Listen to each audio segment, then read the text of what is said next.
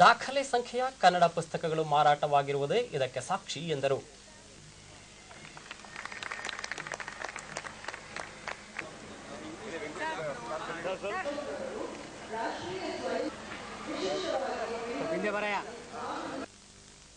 ಪುಸ್ತಕಗಳ ಮಾರಾಟಗಳನ್ನ ಈಗ ಆ ಭಾಗದಲ್ಲಿ ಪುಸ್ತಕದ ಮೇಳ ನಾವು 3 ದಿನ ಆ ಪುಸ್ತಕದ ಮೇಳವನ್ನು ಹಾಕಿದ್ವಿ.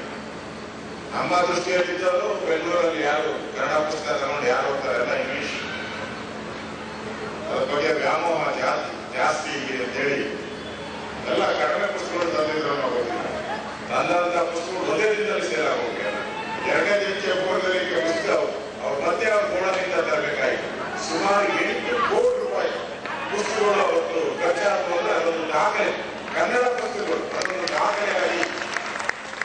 ಪುಸ್ತಕ ಪ್ರಾಧಿಕಾರದ ಅಧ್ಯಕ್ಷ ಸಿದ್ದಲಿಂಗಯ್ಯ, ಕರ್ನಾಟಕದಲ್ಲಿ ಇರುವವರೆಲ್ಲರೂ ಕನ್ನಡಿಗರು, ಇತರ ಭಾಷಿಕರು ಕನ್ನಡವನ್ನು ತಪ್ಪದೇ ಕಲಿಯಬೇಕು, ಇಲ್ಲಿನ ಭಾಷೆ ಸಂಸ್ಕೃತಿಯೊಂದಿಗೆ ಗುರುತಿಸಿಕೊಳ್ಳಬೇಕು ಎಂದರು. ಉಚಿತವಾಗಿ ಪುಸ್ತಕ ಕೊಂಡೊಯ್ಯಬಹುದಾದ ಈ ಪರೀಕ್ಷೆಯಲ್ಲಿ ಜನರು ಹೆಚ್ಚಿನ ಸಂಖ್ಯೆಯಲ್ಲಿ ಭಾಗವಹಿಸಿದ್ದರು.